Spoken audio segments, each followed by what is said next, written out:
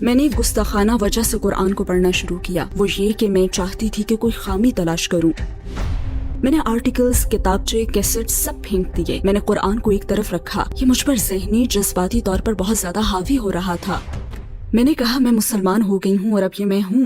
وہ بہت تکلیف دہ لمحہ تھا جب میری والدہ نے مجھ سے کہا میری ذمہ داری پوری ہو گئی، مجھے تمہاری ماں رہنے کی ضرورت نہیں اور اب تم آزاد ہو۔ اور اپنی ماں کا رشتہ توڑ لینا بہت زیادہ تکلیف دہ تھا، بہت زیادہ تکلیف دہ۔ میں یہ جان نہیں سکی کہ میرا تعلق کہاں سے ہے۔ میں نے بے حد تنہا محسوس کیا اور اس چیز نے مجھے بیمار کر دیا۔ میں نے اپنی والدہ کو کال کی اور ان سے کہا پلیز آئیں اور مجھے اپنے ساتھ گھر لے جائیں، اور میں نے اسلام پر عمل کرنا روک دیا، اپنا حجاب اتار دیا۔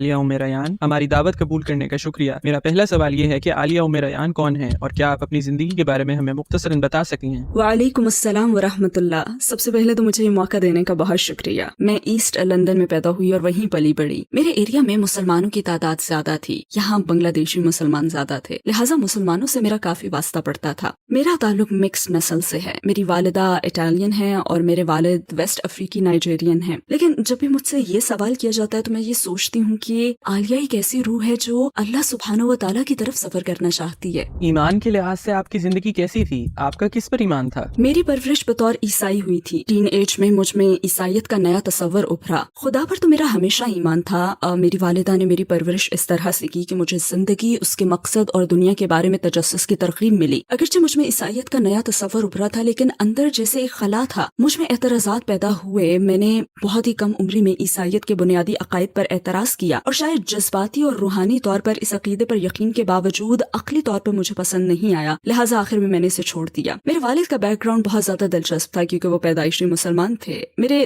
دادا مسلمان تھے اور میری پیدائش سے بہت پہلے جب میرے دادا کا انتقال ہوا تو میرے والد نے اسلام چھوڑ دیا، اور جب وہ لندن میں میری والدہ سے ملے تو اس وقت وہ مسلمان نہیں تھے، لہٰذا میری پرورش کبھی بھی اسلام پر نہیں ہوئی۔ اسلام کسی صورت میں موجود نہیں تھا، وہ مسلمان نہیں رہے تھے۔ کس چیز کے باعث آپ نے اپنے عقائد پر سوالات اٹھائے؟ مجھے اپنی والدہ کے ساتھ چرچ جانا یاد ہے۔ میں چرچ جایا کرتی تھی اور روحانی اور جذباتی طور پر اس سے بہت زیادہ اطمینان ملتا تھا، لیکن میرے ذہن میں سوالات تھے۔ میں ان کے خدا کے کانسیپٹ کو سمجھ نہیں سکی۔ میں سمجھ نہیں سکی کہ نعوذ باللہ وہ کیسے ایک انسان کی عبادت کر سکتے ہیں۔ وہ ایک انسان تھے، میری ہی طرح کے ایک انسان، اور میں عقلی اور ذہنی طور پر یہ بات نہیں سمجھ سکی کہ میں نعوذ باللہ کیسے کسی دوسرے انسان کی عبادت کر سکتی ہوں۔ لہٰذا میں نے اس پر اعتراض کیا، اور مجھے یاد ہے کہ ایک دن میں نے چرچ کے پادری سے بات کی۔ میں نے ان سے یہی سوال کیا اور ان کا جواب تھا بس ایمان رکھو، اور یہی وہ لمحہ تھا جب میں جان گئی کہ یہ میرے لیے نہیں ہے۔ آپ نے پہلی مرتبہ اسلام کے متعلق کب سنا؟ میں اس سوال کا جواب دینے کے لیے آپ کو اپنے بچپن کے بالکل ابتدائی دنوں میں لے چلتی ہوں۔ میرے ایریا میں مسلمان زیادہ تھے، یہ بنگلہ دیشی ایریا تھا، اور میری رہائش کے سامنے میں فرسٹ فلور پر رہتی تھی۔ میری عمر تقریباً 8 سال تھی۔ میں لیونگ روم کی کھڑکی کے پاس جاتی اور کھڑکی کی دہلیز پر جھک جاتی تھی، جہاں سے مجھے اپنے گھر کے سامنے سڑک کا گراؤنڈ فلور نظر آتا تھا۔ وہاں عارضی طور پر بنائی گئی ایک مسجد تھی۔ اس وقت دراصل وہ ایک کنٹینر تھا، لیکن میں جہاں سے جھک کر دیکھتی تھی وہاں سے مجھے اس مسجد میں نماز کا ایریا نظر آتا تھا، اور مجھے یہ بڑا دلکش لگتا تھا۔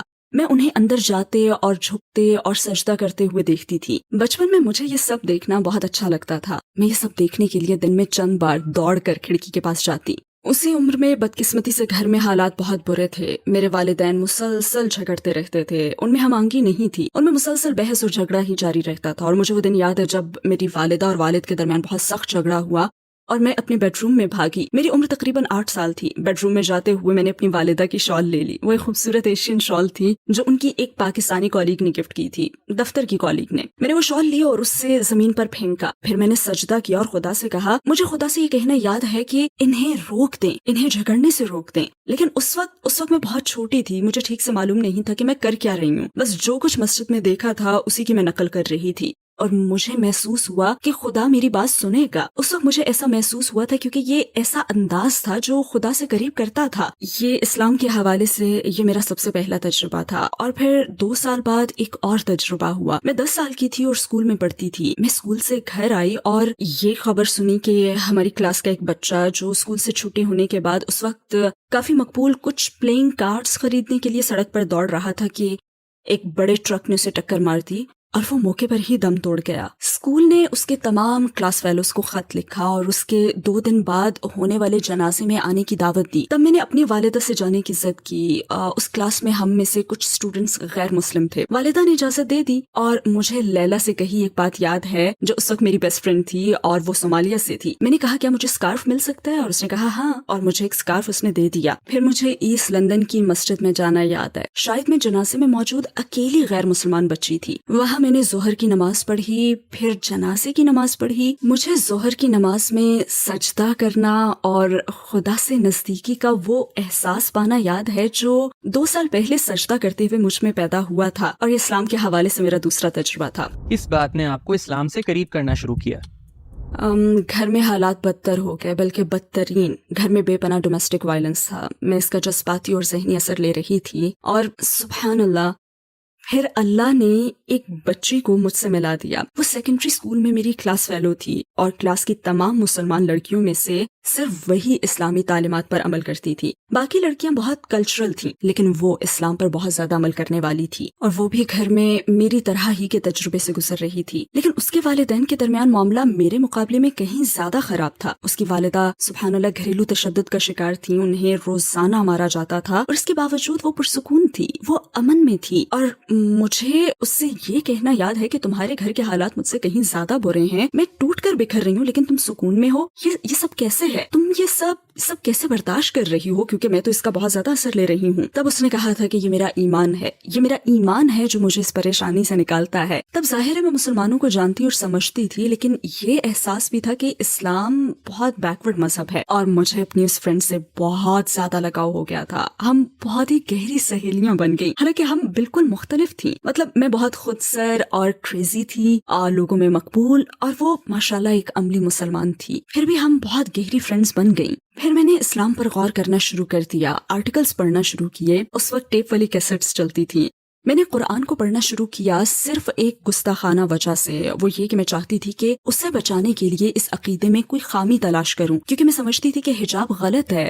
میرے خیال میں یہ اسے ایک کامیاب کریئر، ایک کامیاب زندگی سے پیچھے رکھے گا۔ مجھے لگتا تھا، اور ویسے بھی اس علاقے میں پرورش پاتے ہوئے میں نے دیکھا بھی تھا کہ مرد 2 میل آگے ہی چل رہے ہوتے تھے اور ان کی بیویاں پیچھے پیچھے چلتی تھیں۔ تو مجھ میں اس طرح کے من گھڑت تصورات تھے، اور یہ بات دلچسپ بھی تھی، کیونکہ ایک طرف میں یہ دیکھ سکتی تھی کہ اس مذہب میں کوئی تو بات ہے جس نے اس لڑکی میں اتنا سکون بھر دیا ہے، اور دوسری ہی طرف اس مذہب سے یہ محدود ہو رہی تھی۔ اب یہ اسے دبا دیتا، یہ اسے زندگی میں آگے بڑھنے نہیں دیتا۔ تو ہم نے اس پر گفتگو کرنا شروع کی، ہم باقاعدگی سے بات کرتے تھے، اور وقت گزرنے کے ساتھ ساتھ میں قائل ہوتی گئی کہ اسلام ہی سچا دین ہے، اور اس بات نے مجھے خوفزدہ کر دیا کہ میں قائل ہونے لگی ہوں، میرا دل بدلنے لگا، میری سوچ بدلنے لگی۔ میں کوئی خامی تو نہیں ڈھونڈ سکی، لیکن صرف ایک ہی چیز پا سکی، اور وہ زندگی گزارنے کا ایک مکمل انداز تھا۔ مجھے قرآن میں اگر ملے تو سائنسی ثبوت، اپنی ریسرچ میں مجھے کچھ ملا تو وہ تھا قرآن کا علمی معجزہ، اس کے علاوہ اور کچھ نہ تھا۔ اور اس چیز نے مجھے خوفزدہ کر دیا، کیونکہ اگرچہ میں اس وقت بہت چھوٹی تھی، لیکن میں ہمیشہ سے ایک ایسی لڑکی ہی رہی ہوں کہ اگر کسی چیز کو اپنا لوں، کسی چیز کو چن لوں، تو پھر اسے اپنا 150% دیتی ہوں۔ میں یہ جان گئی تھی کہ میں بدل رہی ہوں، اور میں قائل ہونے لگی تھی کہ مجھے اپنی زندگی بدلنی پڑے گی، اور اس بات نے مجھے خوفزدہ کر دیا تھا۔ کون سی چیز آپ کو اسلام قبول کرنے سے روکتی رہی، اور بالآخر آپ مسلمان کیسے ہوئی؟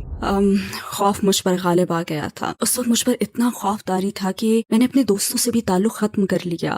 میں نے آرٹیکلز، کتابچے، کیسٹ سب پھینک دیے۔ میں نے قرآن کو ایک طرف رکھا، یہ مجھ پر ذہنی جذباتی طور پر بہت زیادہ حاوی ہو رہا تھا۔ میں اپنے ایمان سے خوفزدہ تھی، میں اس بات سے خوفزدہ تھی کہ مجھے اپنی زندگی بدلنی پڑے گی۔ میں یہ نہیں کہتی کہ مجھے اپنی زندگی سے بے حد پیار تھا، لیکن میں آزاد تھی، اور اپنی آزادی کو ختم کر دینا بہت زیادہ خوفزدہ کرنے والی چیز ہے، خصوصاً جب آپ کو معلوم ہی نہ ہو کہ آپ اس سے کیا پائیں گے۔ مگر اب مجھے معلوم ہے کہ میں نے کیا پایا ہے، تو اس وقت میں نے اس سے تعلق توڑ لیا اور بس اپنی زندگی جیتی رہی۔ پھر مجھے اپنے ایگزامز کی تیاری یاد ہے، وہ ایک ویکنڈ تھا اور میں اپنے ایگزامز کی تیاری کر رہی تھی، لیکن پتہ نہیں کیوں میری توجہ بھٹک رہی تھی۔ میں سوچ رہی تھی تو بس اسلام کے بارے میں، اپنی جانی گئی چیزوں کے بارے میں۔ ایسا لگتا تھا کہ ان سوچوں نے مجھ پر بمباری کر دی ہو۔ یہ سوچیں قرآن میں سائنسی ثبوتوں، خدا کے وجود، نبوت کے ثبوت کے بارے میں تھیں، اور لگاتار ایک کے بعد دوسری سوچ۔ پھر میں چہل قدمی کے لیے اپنی رہائش گاہ سے باہر آ گئی، کچھ دیر سکون کا سانس لینے کے لیے۔ मैं सड़क पर आई जिसे रोजाना पार करती थी। मैं वहाँ खड़ी ग्रीन मैन इशारे का इंतजार करने लगी। फिर ग्रीन मैन इशारा आया, लोग सड़क पार करने लगे, लेकिन मैं ना कर सकी। मुझे लगा जैसे मेरे पाँव जमीन से चिपक गए हों और दिमाग में यही सोच थी कि अगर मैं ये सड़क या कोई भी सड़क पार करूं और मुझे कार टक्कर मार दे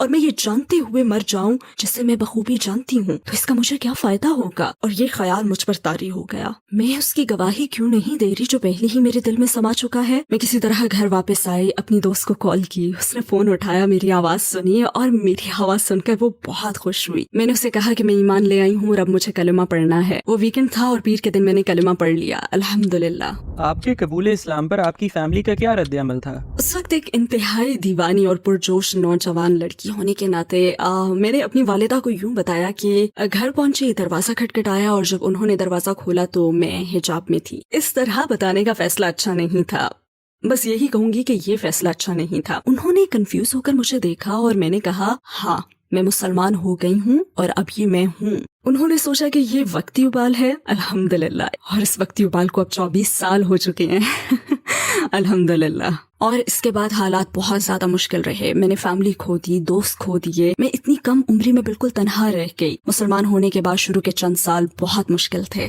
मुसलमान होने के बाद आपको कौन से बड़े चैलेंज का सामना हुआ? मेरी अपनी वालिदा के साथ ताल्लुक खत्म हो गया था। उस दौरान काफी सारे वाकयात हुए थे। उन्होंने किसी और से शादी कर ली थी और वो शख्स इस्लाम से नफरत करता था। वो मेरे खिलाफ हो गया और मुझे याद है 17 साल की उम्र में वो बहुत तकलीफदेह लम्हा था जब मेरी वालिदा ने मुझसे कहा, मैं 17 साल की थी, उन्होंने मुझे देखकर कहा, मेरी जिम्मेदारी पूरी हो गई, मुझे तुम्हारी माँ रहने की जरूरत नहीं और अब तुम आजाद हो। वो इंतहाई मुश्किल वक्त था। इस उम्र में आपको फैमिली की जरूरत होती है और अपनी ही माँ का रिश्ता तोड़ लेना बहुत ज्यादा तकलीफदेह था, बहुत ज्यादा तकलीफदेह।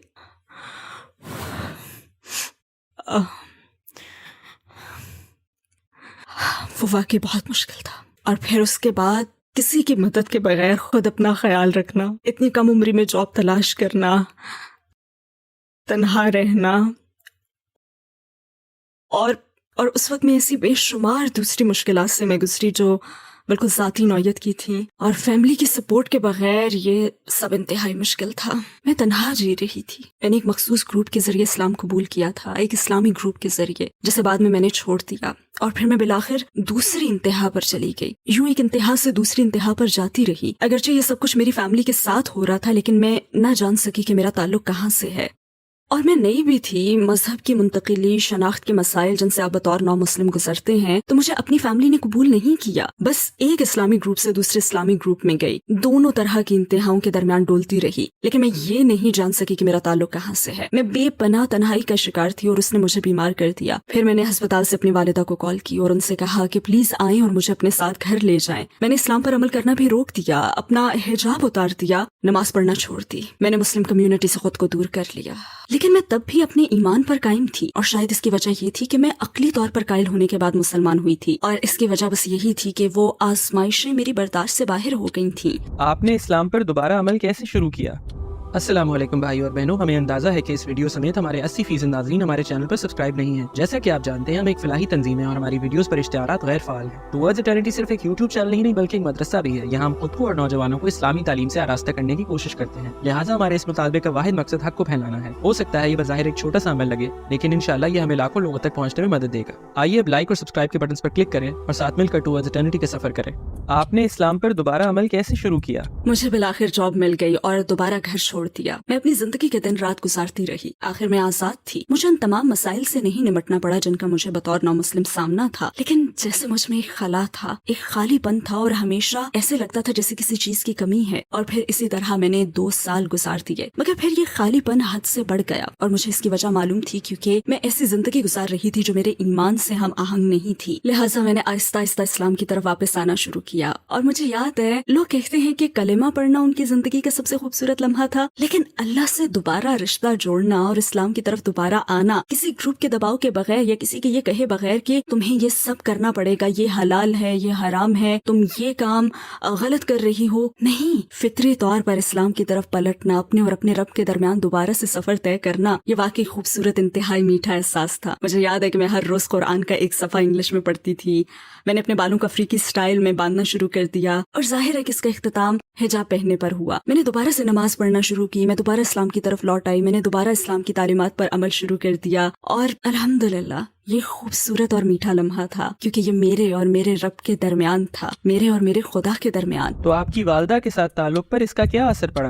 दरअसल मेरी वालिदा ने खुला ले ली, जो कि एक बेहतरीन फैसला था। वो नई जिंदगी की तरफ आना शुरू हुई और शायद वो अब भी इसी मरहले में हैं। हमने अपना ताल्लुक दोबारा जोड़ना शुरू किया और मेरे ख्याल में दोनों को ही इसके लिए बहुत मेहनत करनी पड़ी। और फिर 2015 में उन्होंने इस्लाम के बारे में सवालात पूछना शुरू किए। मैं उस वक्त परदेश में रह रही थी, मैं नॉर्थ अफ्रीका में थी उस वक्त। उन्होंने ये सफर शुरू किया और हर तरह के सवालात पूछे और फिर 2015 में उन्होंने कहा कि वो मुसलमान होना चाहती हैं। और ये वक्त था जब मेरी वालिदा मुताले की बहुत ज्यादा शौकीन थी, यूं समझे वो किताबी कीड़ा थी। तारीख और खुसूसन इस्लामी तारीख से उन्हें इश्क था और बिलाखिर उनमें इस हवाले से मजीद जानने का तजस्सुस पैदा हो गया था। तो 2015 में उन्होंने कह दिया कि वो मुसलमान होना चाहती हैं और बिलाखिर कलिमा पढ़ लिया। इसके कुछ ही अरसे के बाद उन्होंने कहा कि वो ईमान बरकरार नहीं रख सकती और शायद इसकी वजह उनकी उम्र थी, शायद इसलिए कि उनके आसपास मुसलमान नहीं थे और मैं भी उनसे बहुत दूर रह रही थी। और आखिर उन्होंने फिर दीन छोड़ दिया। फिर 2021 में उन्होंने कुछ यूट्यूब वीडियोस देखना शुरू की। वो मुझसे बात करती और बताती मुझे कि आयशा प्राइम नामी इस औरत की कुछ वीडियोस मिली हैं। मैं उस वक्त उन्हें नहीं जानती थी, तो मैंने फौरन रिसर्च शुरू की तो पता चला कि वो एक अमरीकी बहन है। इससे फिर मेरी वालिदा शेख खालिद यासीन की वीडियोस देखने लगी। उन्होंने मुझसे बात की तो वो बेहद पुरजोश थी। कहने लगी, मुझे ये शख्स मिला है, मुझे नहीं पता वो कौन है, मगर वो मेरे दिल की बातें करता है, इसके पास बहुत इल्म है, ये तारीख को समझता है। और जैसे आपको बताया कि वो खुद भी तारीख की दीवानी थी, तो फिर वो शेख खालिद यासीन की एक के बाद दूसरी वीडियोस पढ़ने देखने लगी। वो मुझे कॉल करती और बताती कि मैंने ये सीखा है, शेख ने हजरत ईसा अलैहिस्सलाम के बारे में एक सीरीज बनाई थी, हिस्टोरिकल जीसस मेरे ख्याल में उसका नाम था। वो उन्हें इंतहाई दिलचस्प लगी और वो मुसलसल उनकी वीडियोस देखती रहती और मुझे बताती और मैं कुछ न कहती। मैंने सोचा कि पता नहीं यहाँ क्या हो रहा है, लेकिन कुछ बदल रहा है। मैं बस सवालात के जवाबात दे देती, मैं अपनी राय नहीं देती थी, मैं बस उन्हें अपने पास आने देती। वो कहा करती कि ये शख्स कमाल का है, लिहाजा मैंने उनकी तलाश की जिम्मेदारी ली और एक पैगाम भेजा, अपने जाने वालों के नाम एक पैगाम, जिसमें लिखा कि क्या किसी के पास खालिद यासीन से राब्ते की तफसीलात हैं। और किसी ने मुझे उनके फेसबुक पेज का एड्रेस दिया जहाँ उनका नंबर और ईमेल एड्रेस मौजूद है। मैंने उन्हें ईमेल की और उन्हें पूरा मामला बताया और उन्हें बताया कि मेरी वालिदा ने आपकी वीडियोस देखी हैं, उनका माजी ये है, हमारे साथ ये सब हुआ है, मैं नौ मुस्लिम हूँ। और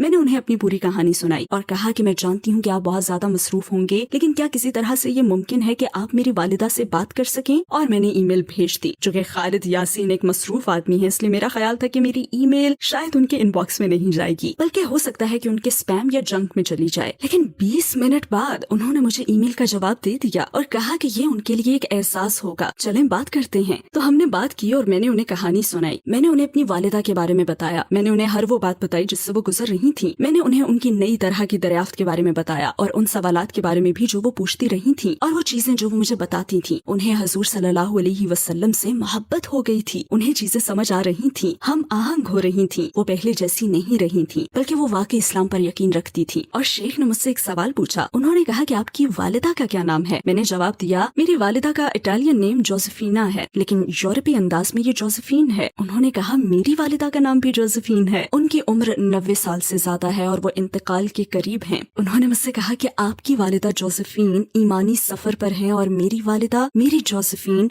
मौत के सफर पर। उन्होंने कहा कि हम ऐसे करेंगे कि आप उनसे कहें।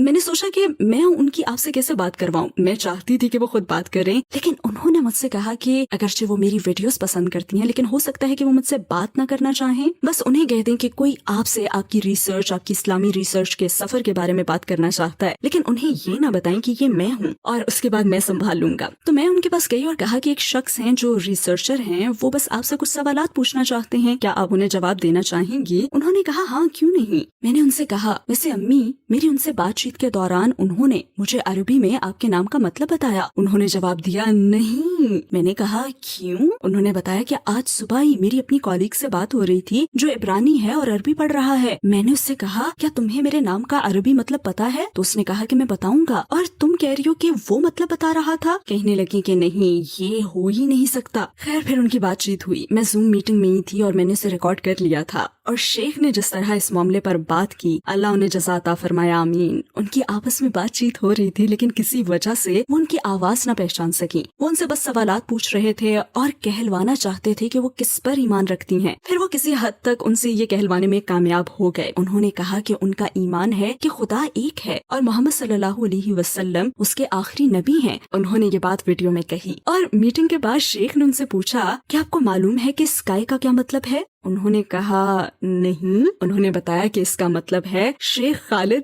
यासीन। उन्होंने सुना नहीं और शेख ने अपनी बात दोहराई। वालिदा कहने लगी, नहीं आप नहीं हैं। और उन्होंने कहा कि मैं ही हूँ। उन्होंने कहा नहीं, अगर मुझे मालूम होता कि ये आप हैं तो मैं और भी ज्यादा और खैर आगे वो कुछ भी कहना चाहती हूँ। इसके बाद उनके 2 मजीद जूम सेशंस हुए और आखिरकार उन्होंने दोबारा कलमा पढ़ लिया, अल्हम्दुलिल्लाह। क्या मुसलमान होने और हिजाब पहनने से आपकी आज़ादी छिन गई है? इस्लाम कबूल करने के बाद मुझे मेरी आज़ादी मिल गई है, क्योंकि आज़ादी लोगों की खड़ी की गई रुकावटों को दूर करने का नाम है। जब आप पूरी तरह से अपने खालिक से और अपने मकसद से जुड़ जाते हैं तो आप दूसरों के लिए नहीं बल्कि उसके लिए जीते हैं, और यही हकीकी आज़ादी है। ठीक है, मैं अब हिजाब पहन रही हूँ और मुझे अपने रब के कुछ खास अहकाम को भी मानना पड़ता है, लेकिन मैं आज़ाद हूँ, क्योंकि मेरे फैसले, मेरी पसंद नापसंद, कहाँ जाना है, क्या करना है और क्या नहीं करना, ये सब कुछ मेरे खालिक व मालिक के लिए है। ये उन लोगों के लिए नहीं जो मेरी तरह जिंदगी के सफर पर हैं। तो हाँ, मैं आजाद हूँ। लेकिन कुछ गैर मुस्लिम कहते हैं नहीं, तुम खुद को धोखा दे रही हो, आजाद तो हम हैं। नहीं, क्योंकि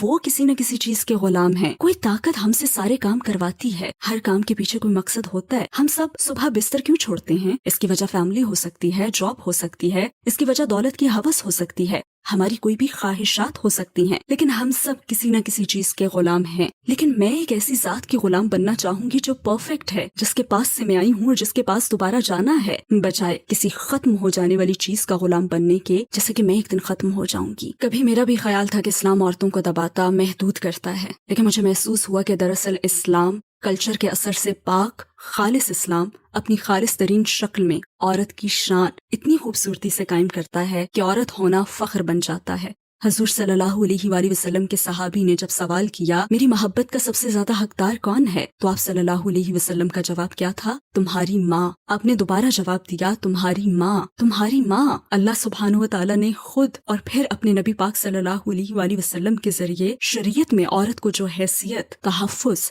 सपोर्ट और मकाम अता किया है, उससे जाहिर होता है कि औरत एक हीरा है, सच्चा और हकीकी हीरा। जब मैं सोचती हूँ कि अगर अल्लाह सुब्हानहू व तआला की तरफ से मुझे हिदायत न मिलती तो आज मैं कहाँ होती? अगर जिंदा होती तो बेनामो निशान होती। नींद से जागना मुझे समझाता है कि मेरी जिंदगी का मकसद है, मेरे वजूद की अहमियत है, और इसी से मैं अपनी कद्र कीमत को अपने रब के साथ जोड़ती हूँ। ऐसा करते हुए मुझे इदराक और एहसास होता है कि इस्लाम में औरत आजाद है, उसे इज्जत, सपोर्ट, तहफ़्फ़ुज़ हासिल है और उसे एक आला हैसियत दी गई है। अगर आपको दुनिया के तमाम गैर मुस्लिमों से बात करने का मौका मिले तो आप इन्हें 1 मिनट में क्या कहेंगी? मैं उन्हें बताऊंगी कि रोजमर्रा की जिंदगी के पीछे कोई मकसद जरूर है। ये मामूल की जिंदगी ही सब कुछ नहीं है, और अगर आपके ख्याल में यही सब कुछ है तो फिर हर एक के सामने एक अफसोसनाक तरीन नतीजा आएगा, क्योंकि ये जिंदगी एक रोलर कोस्टर है। ये आजमाइशों, मुसीबतों, मुश्किलों से भरपूर है। ये नाइंसाफी, अफसुर्दगी से भरी हुई है। तो अगर यही सब कुछ है तो फिर हमें क्यों पैदा किया गया? मैं उन्हें इस पर सोचने की दावत दूंगी। मैं उन्हें जिंदगी के गोल चक्कर पर गौर करने का कहूंगी, एक फूल की मिसाल से कि कैसे वो फूल एक बीज से उगता है, फिर एक खूबसूरत चीज की मानंद खिल जाता है, फिर